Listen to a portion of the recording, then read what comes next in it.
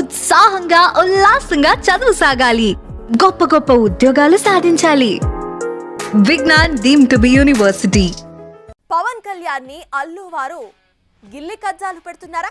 వీరమల్లు పోయిందని బాధపడుతూ ఉంటే మహావతార్ చూడమంటూ రెచ్చగొడుతున్నాడా? నీ సినిమా ఫ్లాప్, నా సినిమా హిట్ అంటూ కాలర్ ఎగరేసుకుంటున్నాడా? కలెక్షన్ల వర్షం అంటే ఇదేనంటూ సైలెంట్ గానే కెలికేస్తున్నాడా? అసలు అమాంతం పవన్ స్టార్ ని ఆకాశానికి ఎత్తేయాల్సినంత అవసరం ఏమొచ్చింది? Let's watch.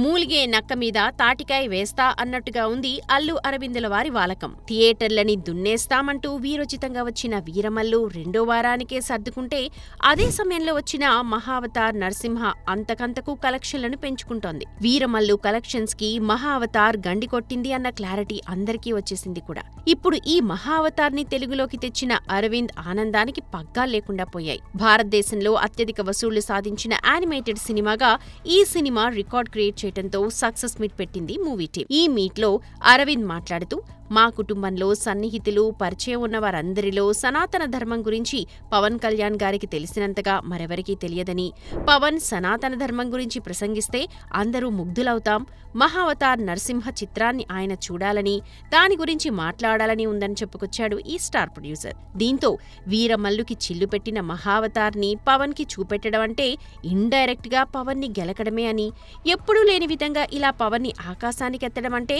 కావాలని దెప్పి పొడవడమే అన్న టాక్ మెగా ఫ్యాన్స్ లో వినిపిస్తోంది. అయితే అల్లు వారి విన్నపాన్ని పవన్ ఏ మేరకు ఆలకిస్తాడో చూడాలి. ఏదేమైనా ఎప్పుడూ పవన్ కి అల్లంత దూరం మెయింటైన్ చేసే అల్లువారు ఈ సమయంలో ఇలా సినిమాని చూపిస్తానని, అతనికి సనాతన ధర్మం అంటే బాగా తెలుసని పొగుడుతున్నాడంటే వెనకాల ఏదో స్ట్రాటజీ ఉండే ఉంటుంది అని చోలుగొనుక్కుంటున్నారు సోషల్ మీడియా వారియర్స్.